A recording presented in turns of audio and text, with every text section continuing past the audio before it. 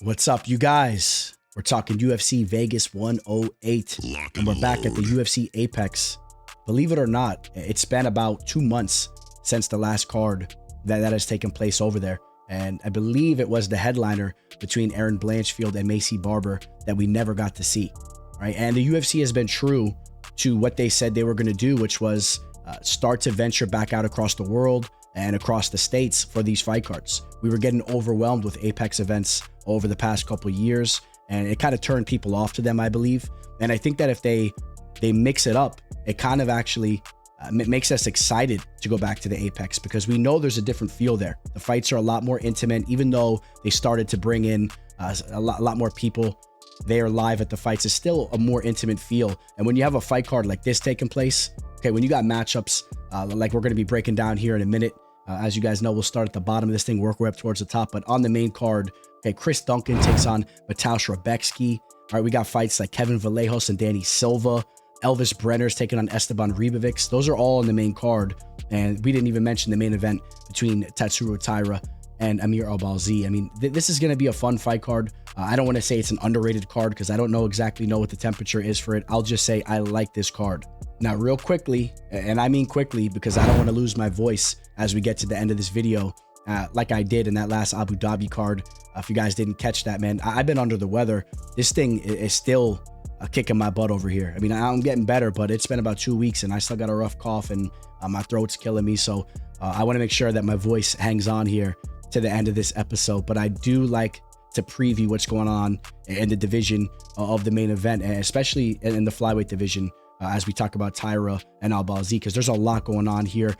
Joshua Van went out there and defeated Brandon Royval in an all-time classic. It looks like he will be next for Pantoja. I cannot wait to see how that fight plays out. There's going to be a massive age differential between the two fighters. It's going to be that's going to be a great fight, and I have no issues with it. Even though a lot of you guys know, I feel that Manel Kape is the #1 contender in this division, but he had a little injury here, and just a couple things haven't rolled his way, and he hasn't had that opportunity. But I do believe no matter how things shake out, he will be fighting for the belt one way or another. All right, so maybe you see Manel Kape faced off with Brandon Moreno. They still haven't faced off in the octagon. That's a fight that would be such a treat to watch, and you're talking about two of the highest level fighters there. The only thing with that is if you have them square off, then you're putting, if Tatsuro Taira wins this fight, you're putting him on the back burner. But there's no issue with that because he's still so young. But if he goes out here and finishes Albazi, we have seen that the UFC, we are seeing that the UFC has no issues giving a young stud a title opportunity. And if Taira would have went out there and defeated Royval in that very entertaining match that was a 5-round main event that came down to the 5th, right? He just came up short. If he would have won that fight, I mean, you're talking about Taira potentially. He would have been setting himself up for a title shot. Probably would have needed one more big win, but Van is up in there now, and Tager Ulanbekov is another fighter that keeps going out there and getting his hand raised, and he's not necessarily young, so maybe he gets a big opportunity coming up. And I can list off a bunch of fighters in this division that are going to be the new generation that are going to work their way into the top 10, top 15. There's so many studs that we could talk about. So it's exciting, man. It's exciting. So let's jump into this thing. Please, guys, smash that like button. Subscribe to the channel if you're new here. You guys can expect that weekly content. And catch me at the closing thoughts section, because I definitely want to talk about some things that are coming up on the horizon. I don't want to bore you here, but I would like some help from some of you guys as well. If you guys catch those closing thoughts at the end of this video, and it will kind of circle back to something huge that's going to be coming up here with the channel that I've been talking about for a long time. All right, guys, and your support is greatly appreciated. Don't forget, if you guys want my official plays for this card, you guys can email me or shoot me a DM on Instagram. I'll give you further details there as well. Let's get into the episode. The teller. The first fight we're going to jump into is taking place in the middleweight division between Azamat Bekoev and Yousri Belgaroui. Belgaroui is taking this fight on short notice after Torres Finney withdrew. Finney, maybe he saw the writing on the wall, because I do believe that Bekoev would have been a very bad stylistic matchup for him. Belgaroui, he had a second opportunity to fight on Dana White's Contender Series and make things right. And that's exactly what he did in his last fight. He made things right. He went out there and got the knockout over Awasaki In the first fight on Dana White's Contender Series, he took that L to Marco Tulio, a fighter that I think is not one to be overlooked. The shootbox product there. Since that fight, Tulio has went on to win 4 more fights in a row, all by finish. Okay, I mean, just to kind of make you understand what kind of fighter he was facing there. I saw a lot of people giving Belgaroui hate after taking that L. There's no question in my mind that that Belgaroui cost them money, and maybe some of them are some short kings. You know, they're hating on the stallion here, the Clydesdale, because I just don't think that the hate is warranted. This is a fighter that brings it. We all know about his glory kickboxing background. He has had the guts to come over to the MMA world, and he's learning from some of the best. I think you would say learning from Alex Pereira and Glover Teixeira, who he is right in their circle. I think that is about as good of people you can learn from, coming from the situation that Belgaroui is coming from, as you could possibly get. And make no mistake about it, besides just his huge, intimidating frame, this was a high caliber kickboxer. Okay, he went out there and defeated Alex Pereira. Okay, back in the day, back in 2017 at Glory 40. Okay, he was in there with fighters like Israel Adesanya, Donovan Wise. All right, he was competing in the kickboxing world at the highest of levels. All right, so just do not completely overlook him, and understand that even though he is 33 years old, right, he's still early on in his MMA career. He has 11 professional fights. He made his debut in 2021, I think. So he's been doing this for 4 years. Don't look at him as a fighter that is already starting to be primed. I mean, this is a fighter that has some years to go to really get things going. Now, when you talk about Azamat Bekoev, I like what I've been seeing. This dude's an absolute stud, just 29 years old. You talk about having time to continue to put things together. He's going to be a real problem in this division when he's 32, 33. In fact, he may be a problem in this division in the next year coming up right now, because the 2 knockouts that he just had over Ryan Loder and Zachary Reese were very impressive. And you do understand that those are kind of lower level fighters. I know Loder is the hard-nosed American wrestler and whatnot, but I'm not extremely high on him. Zachary Reese is very fun to watch, but I'm not completely sold on him at all. He'll be taking on Cedriques Dumas at Prison Fights 16. If you guys haven't heard, that fight has been announced.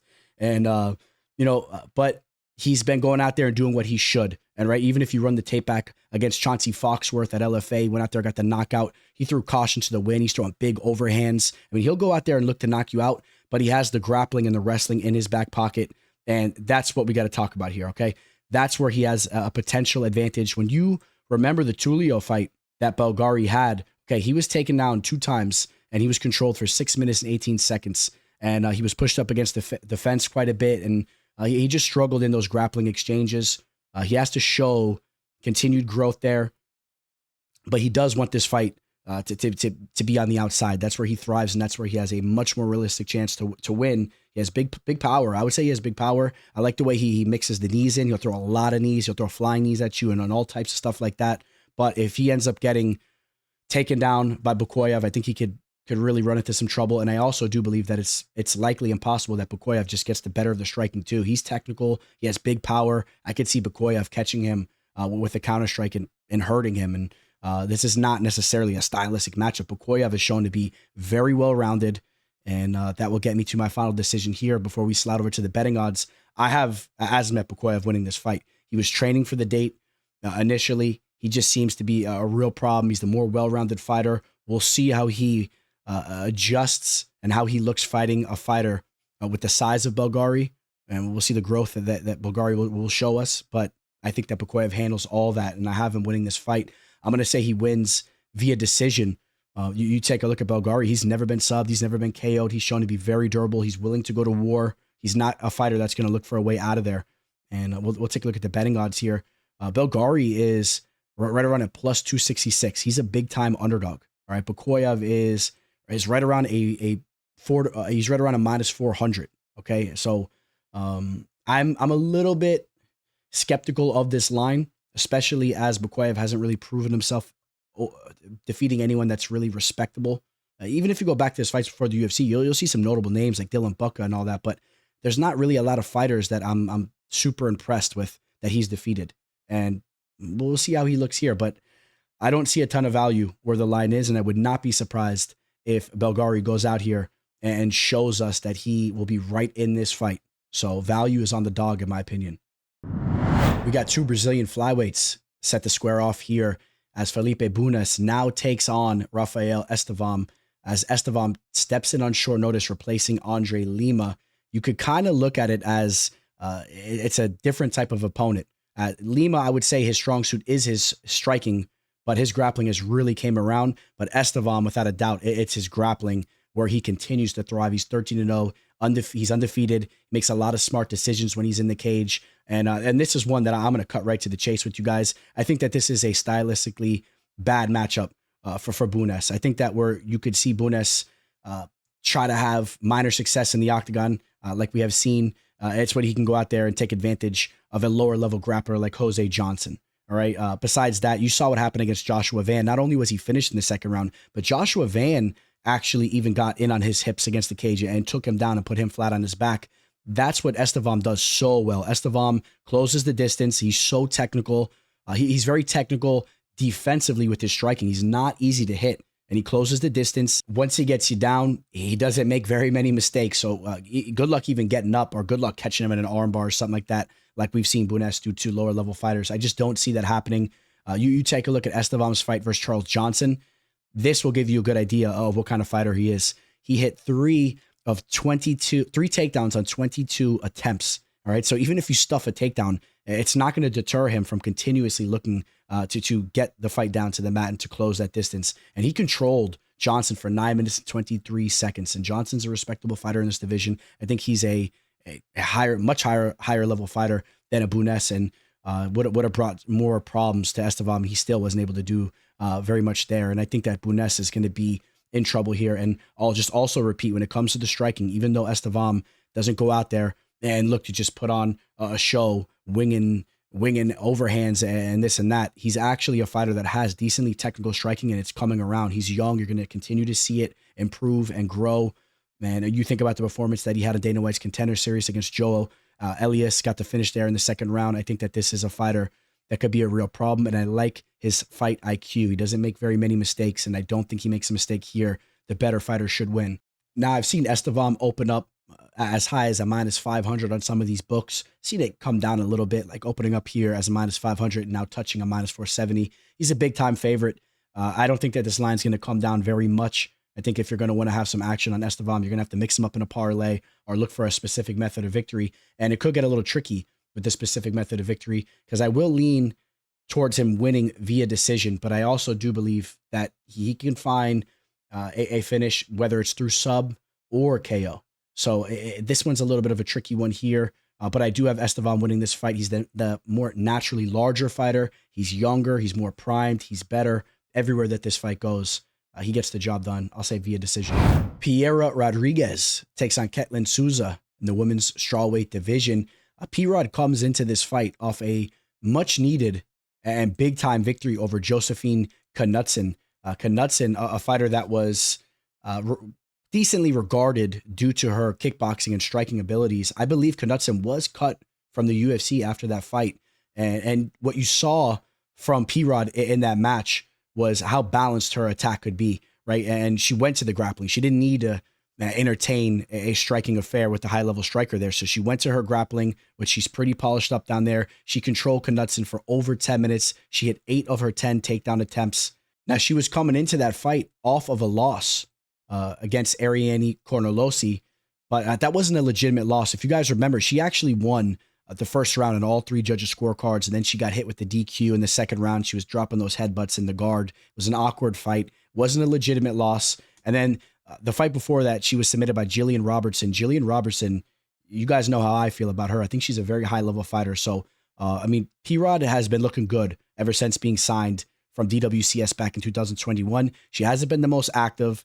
She had victories over Kay Hansen and Sam Hughes to kick off her UFC career. But I do believe that she's a balanced fighter that can be a problem for many. All right, when you're talking Ketlen Souza, this is a fighter that's still young. She's 29 years old. There's room for growth, but she has shown to make mistakes in the cage and to be finished, specifically early on in her career, right? You think about the Ariane Cornelossi fight. She was finished in the 3rd round, and that's a common opponent that we just talked about, Cornelossi. But she was finished in all 3 of her early losses, getting submitted, getting knocked out. You think about the Karine Silva fight, her UFC debut fight, where she got caught in a knee bar. That's not really a good look. So I mean, she needs to polish some things up. She defeated Marnik Man. Marnik Man is as low level as a fighter that you would have ever seen in the octagon. So don't put too much stock into that. The Yasmin Jauregui victory, that's the one that people, I don't know if they rave about it, but I mean, that's the one that stands out. She was a huge underdog. She went out there and she shocked the world. Jauregui is a talented fighter, but she has shown to make mistakes. She ran into a shot there and she gave up her back, obviously, as she was stunned. She got choked out. And if they fought 100 times, I would definitely believe that Jauregui would win the majority of them if she could fight a more intelligent and safe battle. But she didn't. And then and after that, she faces off against Angela Hill in a fight. This one's definitely worth talking about. Angela Hill is up there in age, but I mean, this is a very respected veteran. Although she lost this fight via split decision, this was a fight. And you see the numbers here. She was outstruck 103-77 by Angela Hill, but the majority of the fight world had Souza winning this fight. She was landing the more impactful strikes. She was taken down 2 times, control for 4 minutes and 31 seconds, but she still had the nod from the vast majority of the fight world. You guys can go look that up. So that's a respectable performance, and that kind of shows that she's on the upward trajectory. She hasn't cracked 30 yet, and she's in this fight against P-Rod.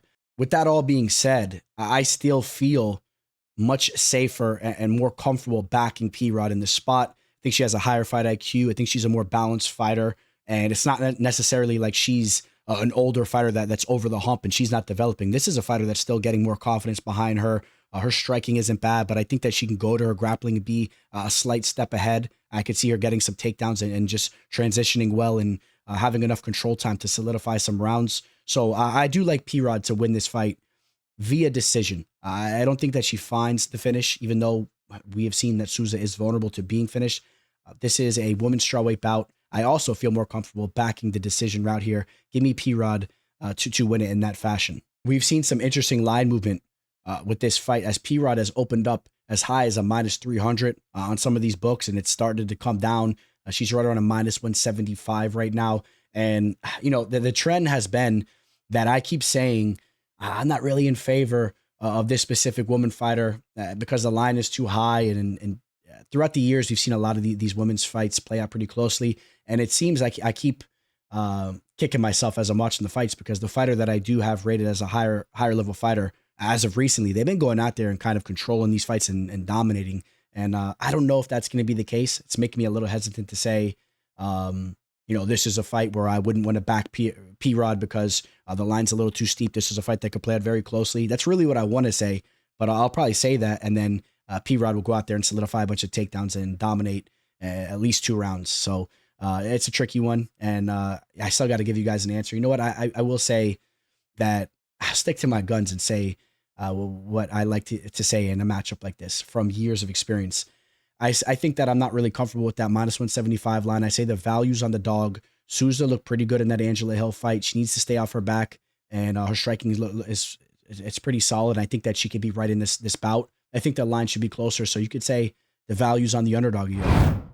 All right, let's shake things up here in the bantamweight division. Rinya Nakamura takes on Nathan Fletcher, and as I was running the tape back on Fletcher's last fight, which he took on Cowlin Loughran, boy, was that a frustrating fight, man. It brought back all the frustration that I had that early morning. That was on the early portion of the card of that Sean Brady versus Leon Edwards event that took place in London, England. I could still remember my bacon and eggs fizzling up in my stomach, ready to come up as they went to the scorecards. I thought that Fletcher won that fight 100%, especially with the modern day scoring criteria where damage overrides everything. Loughran, you know, he's with the PFL now, even coming off a W. And I just read a recent article about him talking about why he went over to the PFL, like he had a true say in it. I mean, I guess technically maybe he had some say. He could have held on to the UFC contract because he was coming off a win. I don't know the exact way things were shaken out there, but the point being is that the UFC wanted nothing to do with him. He's one of the most boring fighters that we've seen come along in a long time, and that's coming from me as somebody that's a quarter Irish, and I always represent and back my Irish fighters. So it's just his style was just agonizing to watch him. earlier on in his career, we'd see him go for knockouts and whatnot. But in the UFC, I just feel like he was always hugging. And I thought that Fletcher showed some solid signs in that fight. And before that, he had the submission against Ramaska. I know he did take an L to Khan Ofli, but I mean, there was some decent performances he's had back in the day. This is a young fighter that we're talking about. And Fletcher, he's just 27 years old, a lot of room for growth. I think his striking is solid, and he obviously needs to round out his wrestling. He has some BJJ skills, and they will all develop, but he has to develop his wrestling, and he needs to create space when it's needed. And this is a matchup, obviously, that could present some issues for him because Nakamura is a decorated wrestler, a decorated Japanese wrestler. That's really where he thrives. Even though he's a fighter that has shown development with his striking, he'll go out there and look to put you out like he did in his UFC debut against Kazama, right? He went out there and knocked him out. But since then, 2 victories in a row against Fernie Garcia, all right? The dude was named Fernie. So put as much merit into that as you want. Carlos Vera, I believe he was like 48 at the time. And then he took that L against Moon Gafarov, which was a major upset. And in that fight, he was outstruck 73-39.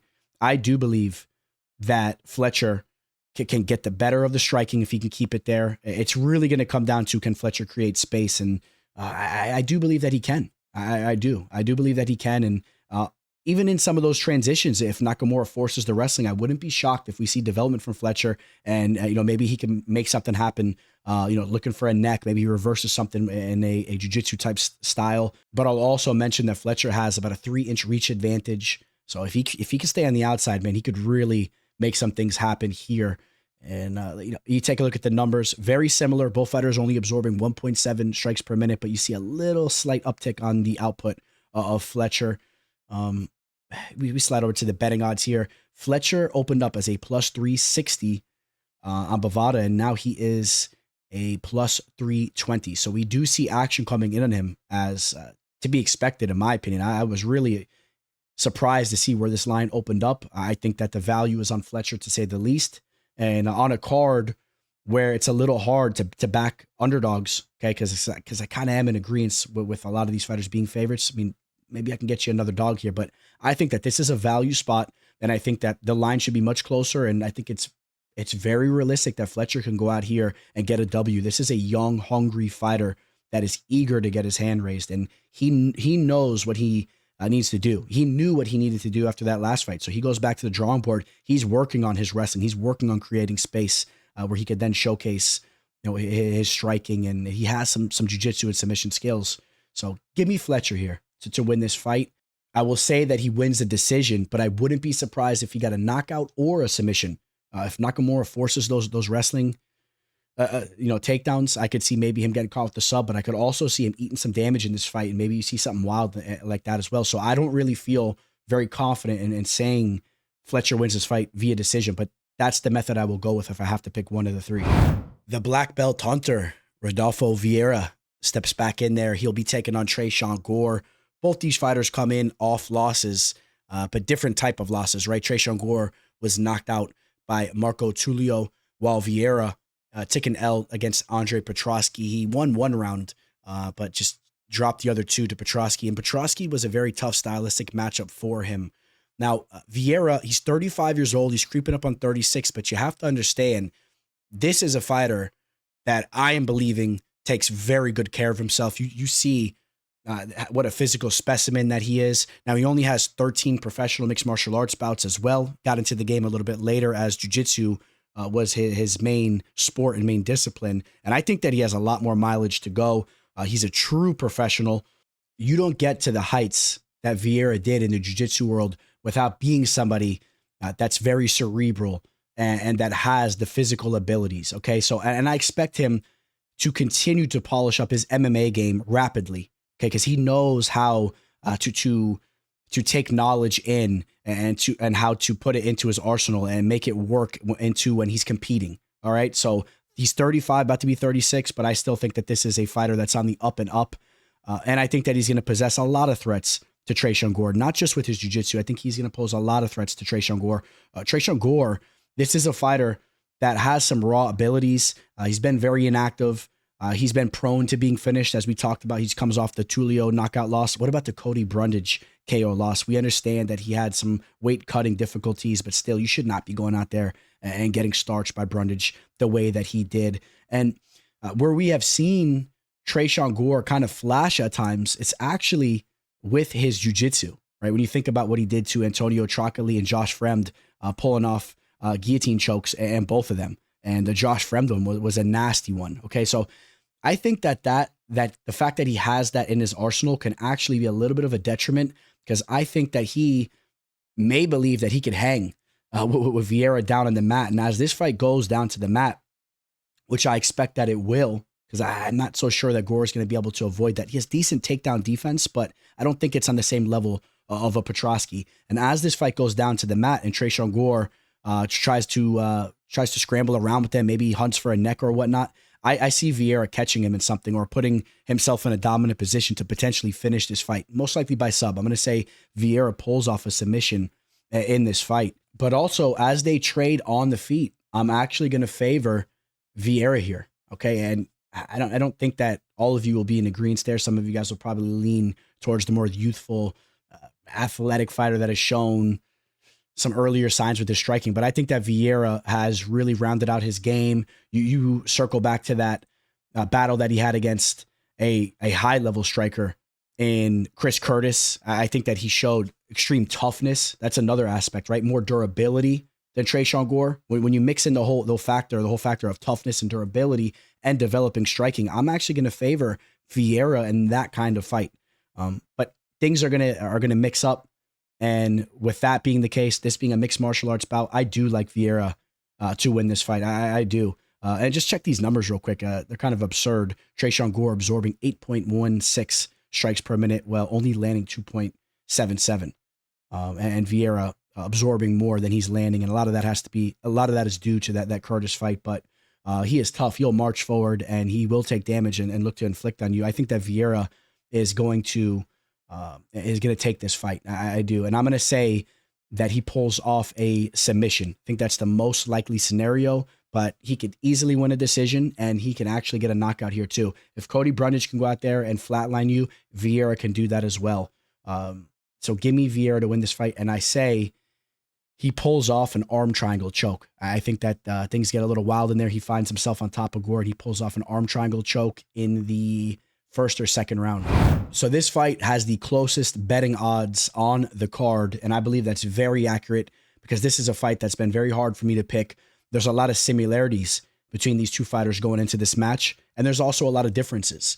First and foremost, both of them had great Dana White's Contender Series performances where they got contracts. They were a little bit different. Nick Klein went out there, took advantage of a mistake that Geraldo Souza made, and he went out there and he pulled off the rear naked choke in just 37 seconds, where he then followed up that performance with a very disappointing UFC debut. Now, that's kind of the same thing. It's the same case for Pulyaev, right? Pulyaev had a very impressive performance against Liam Anderson on Dana White's Contender Series, and then he followed that up with a very disappointing UFC debut against Christian Leroy Duncan, where he was dominated. Well, when you check the numbers, man, he was outstruck 116-36. But you understand that CLD is a legitimate UFC fighter. Okay, he's a high level fighter, so that was a big step up in competition. I do want to circle back to the Liam Anderson fight that he had, where he was able to defend the takedowns and work his striking, which is going to be key for him here. I do believe that. I think that Nick Klein is going to have to change levels and have some kind of success with his grappling. I don't think that he wants to fall into a straight up kickboxing match. And, I think you could say that Liam Anderson is, I don't know. I mean, this may be debatable, but I think Liam Anderson is probably a better fighter than Nick Klein. I've been pretty high on Liam Anderson.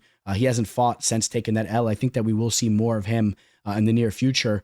But if Nick Klein struggles to get takedowns, he may be live to land something wild on the feet because he is unorthodox and he'll throw some wild stuff at you. We saw him hit Mansour Abdul Malik with that crazy spinning back elbow early in that fight. But if he doesn't put you away as the fight progresses, his sloppy striking and the defensive mistakes that he makes opens him up to be finished. And even if he's not finished, I still would think that Pulyaev would start to get the better of the exchanges and can solidify rounds. All right, so it's key. He needs to get a takedown against Pulyaev, and I think that Pulyaev has decent takedown defense from what we've seen. and what he was able to do on DWCS. I like who he's coached by. I do not like that UFC debut performance. Okay, I did not like his performance, but CLD's high level. He's trained under Alexander Shlemenko and fighters like Andrey Koreshkov. Those dudes are killers out there, and he's young. He's young. He's still only 27 years old, and I think that there's plenty of time and room for him to bounce back here and to take his game to another level. I enjoy watching Nick Klein fight, but I think that if he wins this fight, we have to see something more wild and crazy take place. And, I feel a little bit safer betting against that or backing against that, because Pulyaev can just chug along, get the better of the striking, and he can also land his own knockout. All right. He has 5 KOs out of his 9 victories. Klein's been knocked out twice before. It's saying 1 here, but he's been knocked out twice before. And I got to side with Pulyaev to win this fight. So as I said, this is a fight where the line is very close. We saw Pulyaev open up on some of these books as the dog, as high as like a plus 145, and that straightened out quickly. This fight is at pick'em odds, and I'd rather be backing the Russian here. And I'll say that he wins this fight. This is a tough one. Does he get that knockout? I think that the late KO is very live. I'll say like a 3rd round KO is very live. The decision is also very live. But maybe like a 2nd or 3rd round finish for Pulyaev, or he ends up going to the judges' scorecards and still getting his hand raised. What's up, guys? Thanks for stopping by. Thanks for tuning into my show. It means the world to me. Please smash that like button while you're here. Subscribe if you're new. A lot of big stuff coming up on the horizon. You guys wait and see. Appreciate you guys greatly. Excellent matchmaking by the UFC here as they match up Neil Magny and Zaleski dos Santos, who are both turning 40 years old. Magny days away from turning 38. Zaleski dos Santos a couple months away from turning 39 years old. I do believe that both of these fighters still have more to offer the fight game. I think that you throw them in the octagon and they still can perform, especially when they're matched up against each other. All right, so this is a solid fight. Neil Magny, all right, he has only won 1 of his last 4 fights, but take a look at the level of competition. Okay, we're talking Carlos Pratis, Michael Morales. His other loss came by way of Ian Gary. I mean, these are some of the best in the division. In the mix of those losses, he did go out there and defeat Mike Malott, who has shown to be a dangerous and high-level fighter. Okay, that was that respectable comeback victory that he had. Before that, he took out Phil Rowe. That was another fight where he dug deep and pushed through to the later rounds. And how can we overlook the victory that he had over Daniel Rodriguez, as D-Rod just keeps going out there and pulling off victories? Shout out to my boy D-Rod. If you guys didn't know, I understand that I picked Kevin Holland. A lot of people were giving me slack saying that some of my picks were biased when I was picking against Holland, even though I've been so accurate picking against him. But I fell into it, and my boy Sasha Palatnikov was cornering D-Rod. And listen, I thought that Holland would have won that fight, if I'm being straight up with you. That's why I picked him. But how about the beatdown my boy D-Rod put on old Holland there? And that's a very respectable win that Magny has on his belt that took place over the last couple of years. And keep scrolling down and look at it at the losses. Check this one out. Shavkat Rakhmonov.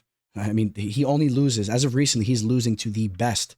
I mean, he must have done something wrong to one of the matchmakers, man. He must have rubbed somebody wrong around that time, because they were just feeding him to the demons of this division. And he's gone out there and defeated fighters like Robbie Lawler, Jeff Neal, Max Griffin. And you gotta like the cardio that he has, the frame that he has. He can kind of push the pace on you and pepper you up and score points like that. He could change levels and take you down. And that's what he did in the D-Rod fight, if you guys remember, right? He pushed late and pulled off the 3rd round finish with the Darce choke. And that was a fight where he started to push the grappling pace. It's the same thing he did to Rowe. It's the same thing he did to Mike Malott. So keep an eye on Magny to push the pace late in this fight and change levels and mix things up. But even when it comes to the striking, I think that the volume of Magny can give Zaleski dos Santos some problems, which it's interesting because I do understand that Zaleski throughout his UFC career has posted a higher volume of landing 4.26 strikes per minute compared to Magny's 3.43. But that's not really what I'm seeing on tape over the later half of these two fighters' careers. Zaleski has been very patient in there. He's been so patient in there at times that it's been to his own detriment, right? You think about the loss he took to Randy Brown. that was a fight that he could have easily took, and he kind of coasted at times, and he let that one slip through his fingers. And how can we overlook the fact that he's coming into this fight where he really was sleeping on the job? He went out there and got finished by Chidi Njokuani in the second round. So he is coming into this fight off a very rare knockout loss. He's up there in age. Keep an eye on how his durability goes when he gets landed on. Neil Magny, not the biggest power puncher, but the gloves are small. If there's a high pace to this fight, you never know how it's going to play out as far as maybe Magny getting a finish. I wouldn't bank on that. I think that it's much more likely that Magny, if he gets his hand raised, can just dig deep, push the pace a little bit more, score more points, maybe get a takedown here or there, and he can win a decision here. And that's the route I'm going to go. If we do see a knockout in this fight, I would favor it being that Zaleski dos Santos lands something heavy in the earlier portion of this fight and could put Magny out, as Magny's been knocked out 5 times out of 13 L's. Magny has taken a lot of L's, but I've already clarified he's a fighter that's been fighting the best of the best for a long time. And I'm going to take a shot on my boy Magny here, man. I've always enjoyed watching him fight. I like what he brings to the fight game. I like his personality. I like everything that he stands for. You guys know I was very, it rubbed me the wrong way. A lot of the stuff that Gary was talking about leading up to their fight. And that was when I completely turned my back on Gary, which it's such a shame. I mean, I backed him as far as betting on him. You guys know I've had a lot of official plays. We've cashed in on him. But when he said all that crap about Magny, when Magny is such a stand-up guy and a class act, and the stuff he was talking about, you have no business talking about stuff like that. That's when I turned my back on Ian Gary. We'll always refer to him as Ian Gary. But Neil Magny is a solid dude. He's a stand-up guy. And I think that he's very live here as the underdog, which he's right around a plus 180. We see him here as a plus 178. And I think he's very live. I think that this is a fight where the line should be almost at pick 'em odds, similar to that last fight that we just talked about. I really do. So, I mean, give me the value on the underdog Magny here. And I think that he has just a little bit more left to offer. I think we'll bank in on his gas tank and the pace that he pushes. And those knockout losses that he's been taking have been coming by the best of the best in this division. We got one of 2 stud Argentinian fighters here that will be performing on the main card in Esteban Ribovics. We'll be talking about Kevin Vallejos here in a second. Ribovics takes on Elves Brener. Brener's always a fun watch, but we got to talk about the elephant in the room. Ribovics comes into this fight, and I hope I'm not making your guys' ears bleed talking about these judges and their scoring, but the Ribovics L that he took to Nasrat Hakparast, that one hurt. I believe that was the difference in me hitting a clean sweep on that event. I thought that Ribovics clearly won that fight. Not to say it was as a landslide and he absolutely dominated, but he took that fight. You take a look at what the masses were saying online. You take a look at the media scoring, and people were in agreement. Ribovics should have got the W, so he should be coming into this fight off another win, and he's a legitimate talent, man. I love the striking that he possesses. He's rounding out his overall game. And stylistically, Ribovics is going to bring a lot of problems to the table for Brener, because where we have seen Brener thrive and what we've seen from him, what he likes to do is go out there, march forward, rely on his durability. Well, now he's coming in to this fight off his first ever knockout loss. We saw what Joel Alvarez just did to him. He finished him up in the 3rd round. And we've seen him take a lot of damage throughout his career. He'll typically march through it, and then he'll even put himself in a position where he could finish you, okay? But I don't know if that's the best type of style to have against a fighter like Ribovics, who's never been knocked out, who is very speedy, he's quick, and he'll make you pay. Okay, you keep marching forward, and he'll make you pay, and there's a very high likelihood that he'll knock you out, which I do believe that Ribovics is very live here to land a KO. Also, when you take a look at Brener's more recent work, not to say he's a bad fighter, right? Representing Shootbox, I think he's another solid talent. I do think he's a UFC caliber fighter and all that, but you kind of look at where he made his bones, and a lot of the respect that he's got was due to that upset that he pulled off against Guram Kutateladze, which he has shown to be a very flaky fighter. All right, he just took an L against look at the L's that he's been taking. Just took an L against Quay Fernandez, right? Took that L. The Jordan Vichenik fight, which Vichenik now gets cut from the UFC, and that was a fight that he was down. He had to work his way back into that fight. All right, so I don't put as much merit into that performance. Besides that, there's nothing that's really that notable Krzyzewski, I think it's a lower level fighter. He went out there and knocked him out. He had the split decision victory over Chukigov, who just went on to retire from the sport. I don't know how you guys look at that. And there was a lot of scattered L's early on in his career. I mean, he's a tough dude. I just don't think that he's going to be on the same level technically as these fighters trade. And I think that the speed of Ribovics is going to pay dividends. And I think that he's very live to land a KO. I don't see Brener getting this fight to the ground or down to the mat and having any type of advantage there. Ribovics is very polished up. This should be a straight up kickboxing match anyway, right? That's what we're all expecting. They're going to trade. And I think that Ribovics is going to thrive in that type of fight. Now, I don't want to completely overlook Brener. He has some power in his hands and he's tough, and just don't completely overlook him in a dog type of fight. I'll also mention that the victory that Ribovics just had over Daniel Zellhuber at the Sphere, that hasn't aged as good as Zellhuber just took an L against Michael Johnson. But no, Ribovics is good, man. He's a good fighter. He's has a very bright future ahead of him. I think he has much more potential in this division than Brener does.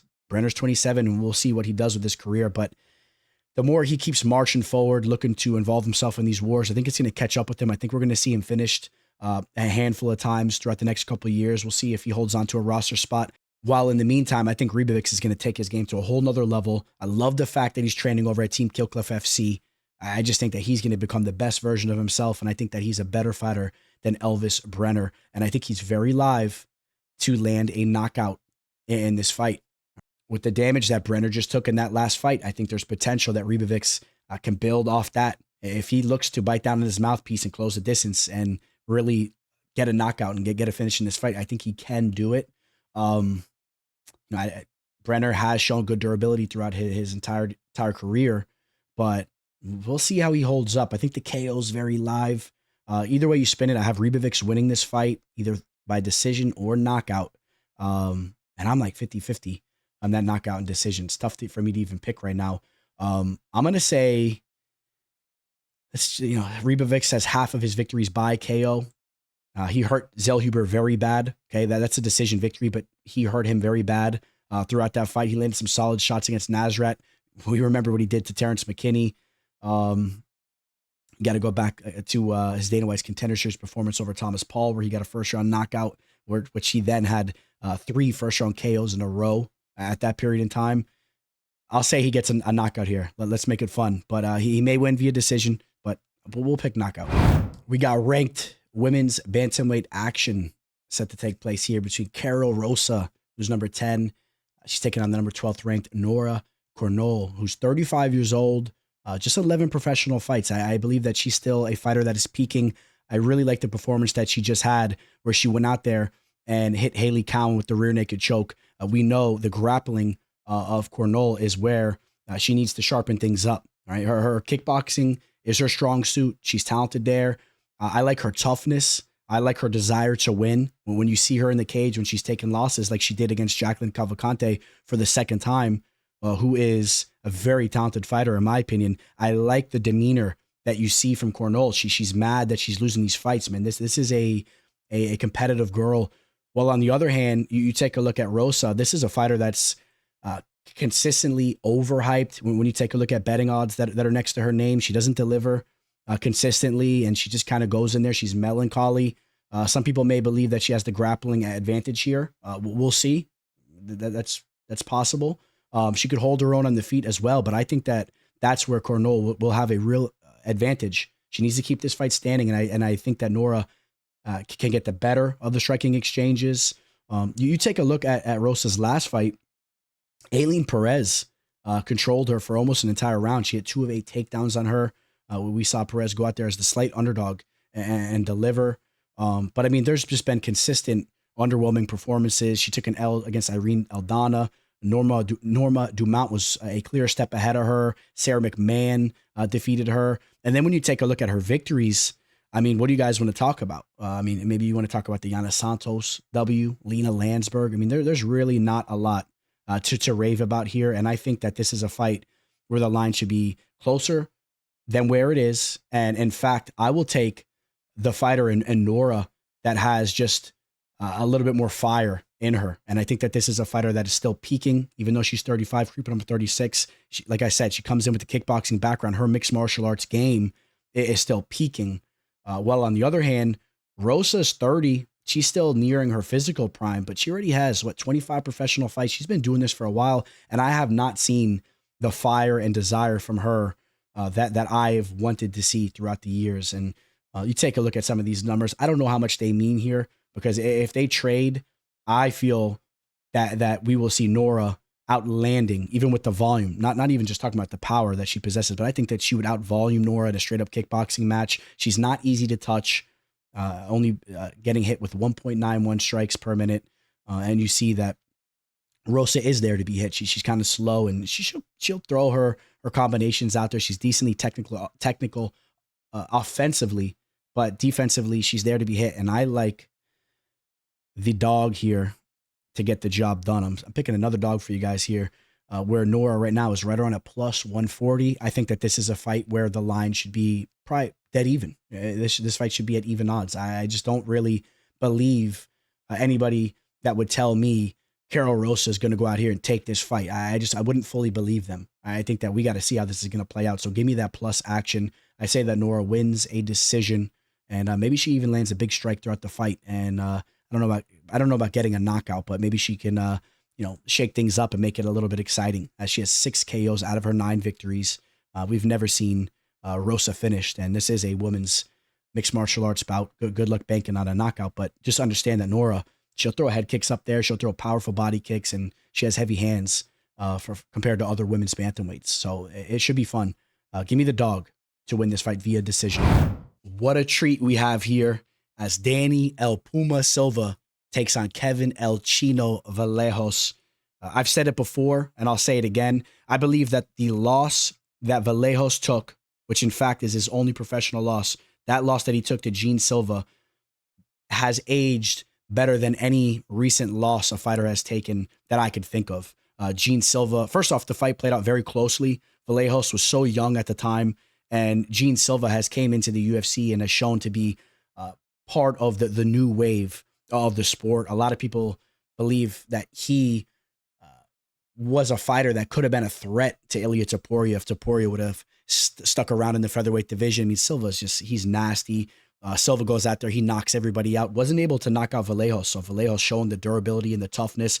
Vallejos landed his own strikes in that match as well. It wasn't like, Gene Silva ran through him. I mean, he was in that fight.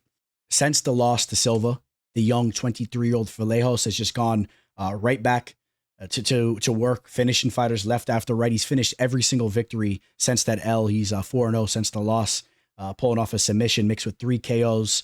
Of course, what he did to Cam Teague on that redemption Dana White's Contender Series fight was spectacular. Went out there, got the first round knockout, and then he followed that performance up with a UFC debut knockout over Sang-Woo Choi. He's going out there, he's finishing these fighters in the first round. It's the way he's doing it that's so impressive, though. We have to trust what our eyes are seeing. There's serious power there, and he has high-level boxing skills, and I think that he'll prove to be a very well-rounded fighter. He's a specimen. He's just a young stud, and I can't wait to see how far he pushes it. Now, when you're talking Danny Silva, I mean, this is a fighter that has came through for me as a dog. He's a fighter that has also gone out there and has performed so entertainingly. When you think about his fight on Dana White's Contender Series, I would probably rate it as the best fight we've ever seen on that series, where he went out there and defeated Angel Pacheco. But if you really want to put that fight under the magnifying glass, yeah, he was a step ahead of Pacheco and he landed a lot of damage, but he also took a lot of damage. Hence the reason why the fight was so entertaining. And Pacheco, a tough fighter, but he's really not the best offensive fighter, and nowhere near the level of a Vallejos. So that's kind of a red flag in itself, because if Pacheco was able to touch him as much as he did, you got to believe Vallejos is going to touch El Puma in a major way in this fight. You take a look at the Almeida and the Koulibaly fight. I mean, he's going out there, he's delivering, but he's being touched up a little bit in those fights, okay? He's willing to take one to try to land one. And I just think that that's a recipe for disaster against a fighter like Vallejos, who kind of does the same thing, but just has so much more offensive power. I like who Silva hangs with, right? He trains with Cub Swanson. I mean, he's game. He has some decent wrestling abilities. I don't think that he's going to be able to get in on Vallejos and take him down and do anything there. I don't even think that if he could, that he would. I mean, he goes out there and looks to perform and looks to put on a show. That's why the writing is on the wall here. This could be a war, could be very entertaining for us, but it could also just be a manslaughter. We may see Vallejos go out there and just get another early knockout. And even if this fight goes the long haul, Vallejos is going to be a clear step ahead, in my opinion. It's just that El Puma is this, he's there to be hit. Take a look at these numbers. He's absorbing 7.9 strikes per minute, while landing a very high 7.36, but he's being landed on more than he's landing. And just that number is so high. It's almost 8. Well, on the other hand, Vallejos shows that he'll take shots too to land his own, but a little bit of a better ratio there at 6.48 to absorbing 5.17.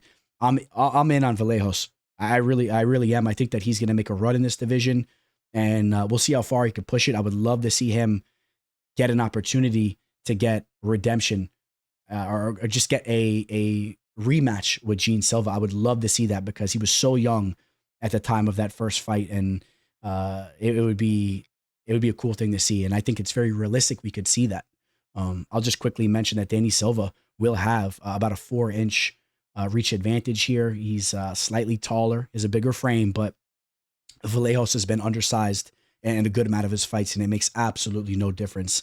He's just a beast of a little man there, and right now he's a minus 470 favorite. He's a big time favorite. He's creeping up on that minus 500 status, and what am I going to do? I'm going to sit here and tell you guys that line's too high? No, I'm not. I think that Vallejos is the truth. It's kind of crazy to say that I'm in agreement with him being a minus 500 favorite against a fighter that I respect and a fighter that's coming in off some wins and Silva, but styles make fights, and Vallejos is just a beast. So I think that it's warranted. I think he goes out here and gets the job done. I think Vallejos finds the knockout and a war as long as it lasts.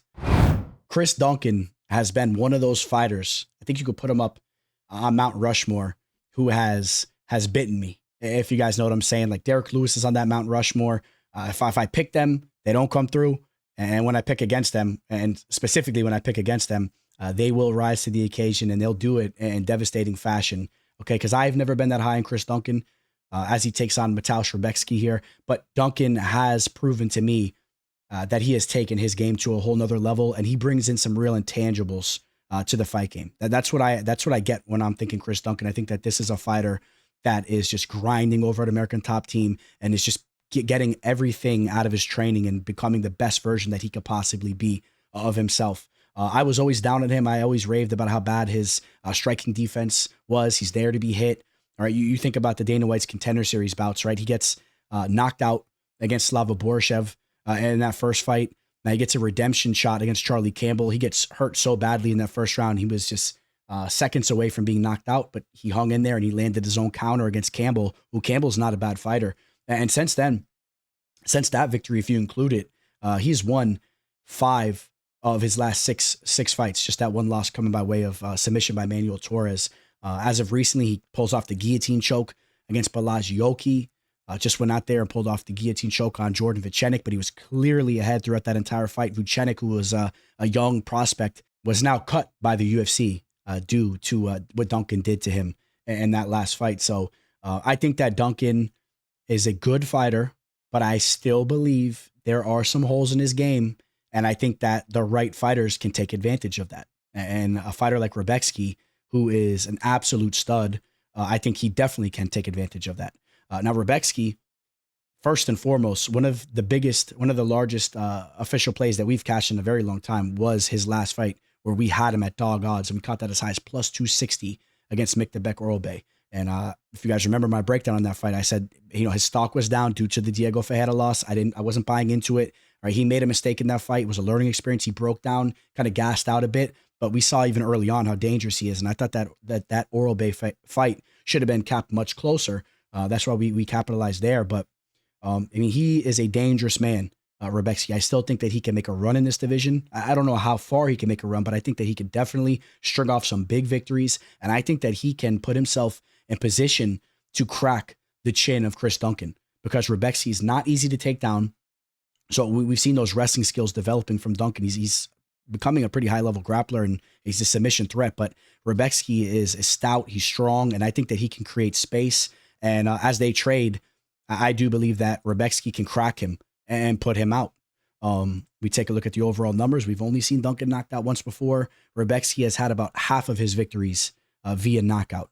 And as of recently, of course, the one big knockout against Loik Rashabov, where he hit him with that overhand, put him out. Not a lot of knockouts besides that, but trust me, he can throw down with his hands, and he also shows to have a lot of submission skills. I don't know if he's going to be able to go out there and pull off a sub against Duncan. I think Duncan is just really primed with his grappling right now, and he'll be prepared with all the work he's getting in at ATT. So I think that if Rebecki's going to get the job done here, he could either get a knockout or he could definitely win a decision as well in a barn burner type of affair. But I like Rebecki to get the job done here. And I think that he's a stylistically bad matchup for Duncan. I don't think that Duncan's going to be able to get away with what he's been getting away with doing to these other fighters that lack in certain departments. I think Rebecki's going to check those boxes off, and he's going to test Duncan. He's going to put him in some serious situations. So, give me Mateusz Rebecki to get the job done. We see him here on Bovada opening up at a -190. He's now a -205. Don't forget, guys, if you want to sign up to Bovada, reach out to me. I'll give you my referral link, and I will give you my entire betting slate for this card for free if you sign up through it, and you'll get a nice deposit bonus too on your deposit. Don't forget that. So Rebecki is he's a -205 right now. Do you want to cough up 200 to win 100 on this match? I don't, I would like it obviously more at -190. I hope it comes back down. I don't think that this is necessarily out of range though. I really like what he brings to the table, and I think he gets the job done here. I think that Duncan has a setback. If you want to work with me for this card, if you want my official plays, remember, you can shoot me an email or a DM on Instagram. I'll give you further information there, but we're going to have some large wagers out on this card. I see some solid spots to make money. And then we got the main event as Amir Albazi takes on Tatsuro Taira. You guys know I'm a big fan of Taira. I think that he has serious potential in this division. He's just 25 years old. He's coming off his first ever loss as a pro. It was a great learning experience for him. It was a 5-round war against Brandon Royval, a proven commodity in this division, right? And that fight came down to the last round. Okay, but Taira had so much success in that fight. And where he had that success is once again with his grappling, which I believe it's so high level. I believe that his back take, his back control with that body triangle, I think that it's as high level as it gets in the sport right now. And he's just 25. That's what's so crazy. Imagine when he's in his prime, what he'll be doing to fighters as he takes their back. Okay, in that Royval fight, he controlled him for 12 minutes and 13 seconds. He was 6 of 15 on his takedown attempts. He's so unorthodox with his grappling. What about the victory that he had previous to the Royval fight against Alex Perez, where people didn't even understand what they're watching, and he was so humble. I believe he was so humble that he didn't elaborate on what he did in there. People were chalking up that Perez loss as he just got injured. He had a knee injury, and it was a fluky type of thing. Meanwhile, run the tape back. Taira's on his back, and he's maneuvering his legs and throwing his base off left and right, keeping him off balance, putting all that pressure on his legs. I mean, he's a wizard with his back take. And of course, once he gets it there, I mean, he could easily finish you up via rear naked choke, or he can catch you in a triangle choke like he did against Jesus Aguilar. I mean, what he did to CJ Vergara, showing he could slap an armbar on you. I mean, there's a variety of submission victories going on when he's in there. And I believe that he's just has such a high ceiling. Now, he needs to continue to develop his striking offensively and defensively, even more importantly, defensively, because he is there to be hit. All right. I believe that, offensively, he'll throw some nice technical strikes at you with his hands and whatnot, but his head is on the center line. I mean, he's there to be countered, and we've started to see him touched up a little bit, right? Royval was touching him up a bit in that fight. And as he starts to fight higher level fighters, or as he continues to fight these high level fighters like he did against Royval, some of them that bring in more power, more pop, can flatline him and put him out. Based off what he's bringing to the table right now. But you're going to see continued growth from him, and he's lucky here because Amir Albazi is not that type of fighter. I'm really not in fear of anything that Albazi brings to the table with his striking, right? He's been a fighter that's really thrived on using his grappling. He's coming off a loss against Brandon Moreno. The vast majority of the world had him losing against Kai Kara France. Take a look at all these, the media scoring. Only two media scored the fight for Albazi, and it's Bloody Elbow, who I used to I don't know, I shouldn't be doing that, right? But I used to be a fan of Bloody Elbows a long time ago, and there's a variety of reasons why I'm not a fan of their work at all. But there's so many better sources to go to for your MMA news. So I'm not a fan of Bloody Elbows, and they used to be my number one source years ago. And I don't want to get into reasons why, but I just think that this is a stylistically bad matchup for Albazi, because if he looks to go the grappling route, he will be a step behind Taira, and it'll just play right into what Taira wants to do. I think that Taira will reverse him and just get the better of all those types of exchanges. And when you play that game with Taira, you're also very vulnerable to being finished. Now, we've never seen Albazi be finished, whether it's KO or sub, but you play around too much with the grappling of Taira, and he'll be on your back, and something might open up. If this fight goes to the judges' scorecards, I'm still favoring it very much for Taira. I'm favoring Taira to win this fight any way it goes, and any way we see it. Is Albazi going to crack him with the shot and shake things up? And is the world going to be shocked? I mean, good luck banking on that. This is a fight that should go 25 minutes unless Taira is able to get something under his chin or slap something on. And I'm not sure if I'm going to bank on that. I'm going to say Tatsuro Taira wins a decision here, but is a clear step ahead with his grappling. And I'm actually, and I'll say the same for his striking too. I think he'll be a clear step ahead with his striking. I think that he'll show some more progress there, and he has that length, and I think you'll see him pumping the jab and throwing nice straight shots, and he'll land. He'll be a step ahead there. This could be a good showcase for him to show some development that he has going on with his striking. But I'm all over Taira here. Taira opened up as a minus 275. He's now minus 285. So we see action coming in on him, even though he's already a big favorite, and styles make fights. This is a very safe fight for Taira, and I'll be happy to see him bounce back with the victory. I'm excited to see what will be next for him. Is it going to be a fighter like Brandon Moreno, Manel Kape? I mean, there's a lot of exciting matchups to be made at the top of this division. And of course, first thing is first, Pantoja will be taking on Joshua Van, and we'll see who is the current flyweight champion when Taira steps into the cage for the next time. Or maybe he steps in there again before they even throw down. We'll see. A lot of exciting stuff going on in the flyweight division. All right, guys, that's going to wrap this one up.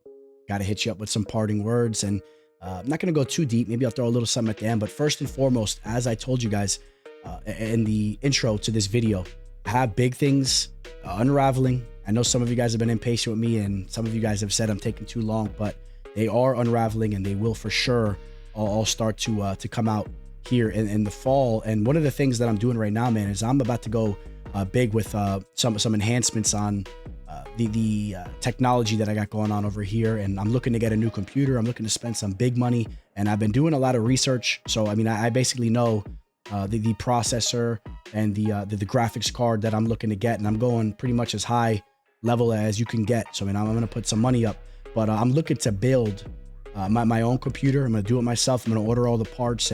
I know I'm looking to get an i9 14900 processor, and I'm looking at getting an RTX 5080 graphics card. From some of the research I've been doing using ChatGPT, I know that those are some solid products to build off of.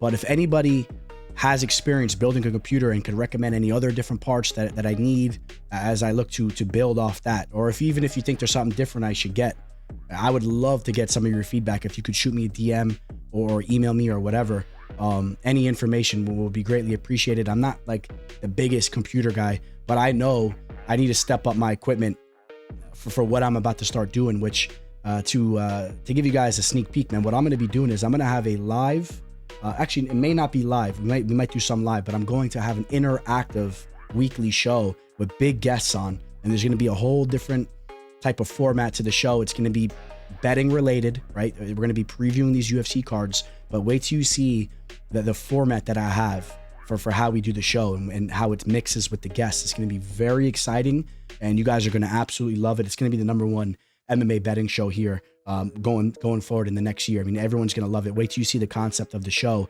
but I need to get better equipment to power what I'm going to be doing, and I need to step it up, reaching out and getting help, or I need to start getting video editors. I need to get a lot of stuff going on, and I'm going to be doing that. So you guys are going to love what you're going to see here in the next couple months. So I appreciate you guys that have already been riding with me with what we got going on here. And I still will have my shows like this, even though these are going to be enhanced too.